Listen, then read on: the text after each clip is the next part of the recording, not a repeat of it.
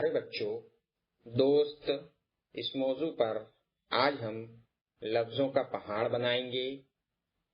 चलिए शुरू करते हैं। पढ़ो। दोस्त, मेरा दोस्त। ये मेरा दोस्त। ये मेरा प्यारा दोस्त।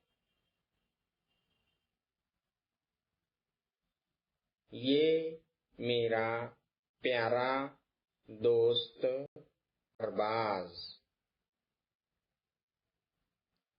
ये मेरा प्यारा दोस्त अरबाज है।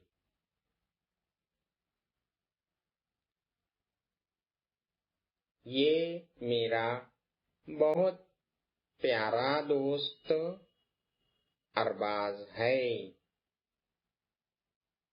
आखिरी लाइन है, ये मेरा बहुत प्यारा जिगरी दोस्त अरबाज है।